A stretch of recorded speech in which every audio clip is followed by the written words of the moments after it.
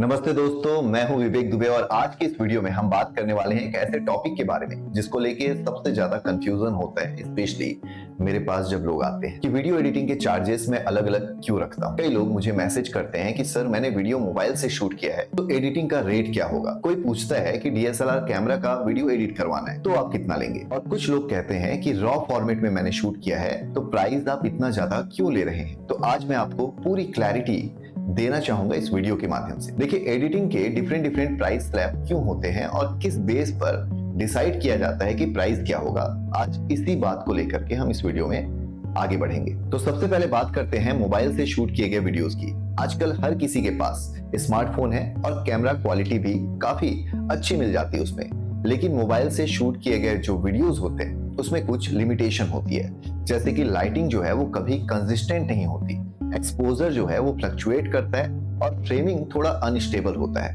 अब जब ऐसे वीडियो को एडिट करना होता है तो एडिटर को काफी समय लगता है स्टेबलाइजेशन में, कलर करेक्शन में और ब्राइटनेस को सही तरीके से हर एक फ्रेम में बैलेंस करने में। पर फिर भी इसका जो वर्क फ्लो है वो बाकी फॉर्मेट के हिसाब से देखा जाए तो थोड़ा लाइट होता है। फाइल साइज इसकी छोटी होती है, फॉर्मेट जो है वो इजिली रीडेबल होता है और पीसी पे लोड कम पड़ता है। पीसी कहने का मतलब कंप्यूटर। इसलिए मोबाइल वीडियो का जो एडिटिंग का चार्ज है वो यूजुअली सबसे कम प्राइस का होता है। एग्जांपल के लिए, अगर आपने एक शॉर्ट व्लॉग या म्यूजिक क्लिप मोबाइल से शूट किया है तो उसका एडिटिंग का जो प्राइस है वो 500 रुपए से लेकर के 1500 के बीच में होता है। डिपेंड करता है कि वीडियो का लेंथ क्या है और उस पर आप कौन कौन से इफेक्ट अप्लाई करवा रहे हैं। अब बात करते हैं डीएसएलआर या मिररलेस कैमरा से शूट किए गए वीडियोस की।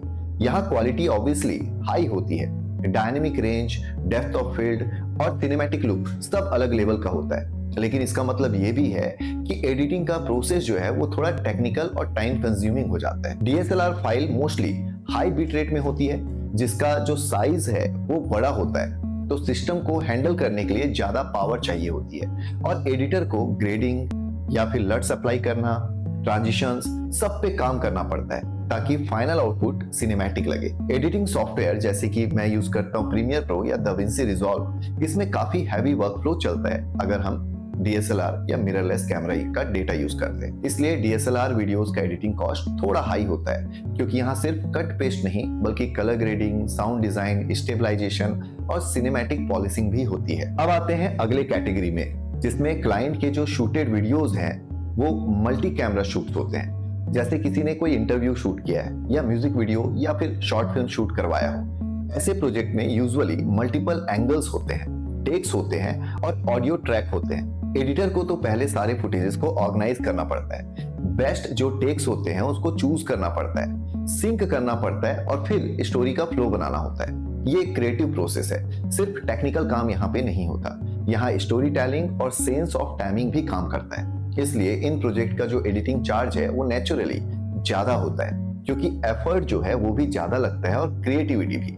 क्लाइंट को प्रोफेशनल फाइनल लुक चाहिए होती है, तो साउंड को प्रॉपर सही तरीके से मिक्स करना होता है, टाइटल्स देने होते हैं, मोशन ग्राफिक की जरूरत होती है, इसमें सारी चीजें इंक्लूड होती है। अब बात करते हैं सबसे हैवी और टेक्निकल फॉर्मेट यानी कि रॉ वीडियो फाइल्स की।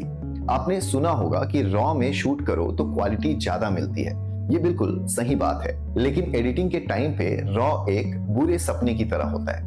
रॉ फाइल्स का जो साइज है वो बहुत बड़ा होता है और सिस्टम पे बहुत ज्यादा हैवी लोड डालता है। इसमें हर एक फ्रेम को प्रोसेस करना पड़ता है, मैनुअली कलर करेक्शन करनी पड़ती है और रेंडर का जो टाइम है वो भी बहुत ज्यादा होता है। एडिटर को high and PC, dedicated GPU और फास्ट एसएसडी की जरूरत पड़ती है इसमें। तो नेचुरली रॉ फॉर्मेट वीडियो के जो एडिटिंग के चार्ज है वो सबसे ज्यादा हाई होते हैं। यहाँ एडिटर सिर्फ वीडियो कट नहीं करता बल्कि एक सिनेमैटिक लुक डिजाइन करता है फ्रॉम स्क्रैच, जैसे एक पेंटर ब्लैंक कैनवास से पेंटिंग बनाता है, बिल्कुल उसी तरीके से। अब आप समझ गए होंगे कि हर वीडियो फॉर्मेट के अपने चैलेंजेस होते हैं। एडिटिंग कॉस्ट का डिफरेंस होना सिर्फ इक्विपमेंट के बेसिस पर नहीं होता बल्कि टाइम, सिस्टम का यूज और क्रिएटिव इनपुट और कॉम्प्लेक्सिटी के आधार पर डिसाइड होता है। अगर किसी का वीडियो सिंपल व्लॉग है तो एडिटर 2 घंटे में काम कर लेगा, लेकिन अगर किसी का सिनेमैटिक शॉर्ट फिल्म है जिसमें कलर ग्रेडिंग और वीएफएक्स है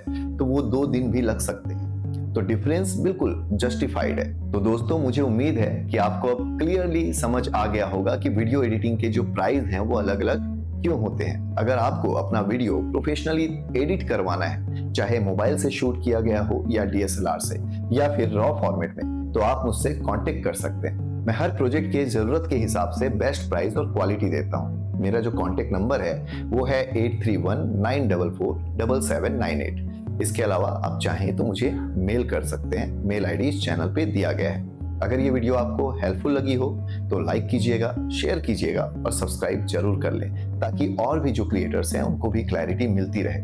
मिलते हैं अगले वीडियो में, तब तक के लिए कीप क्रिएटिंग, कीप लर्निंग। धन्यवाद।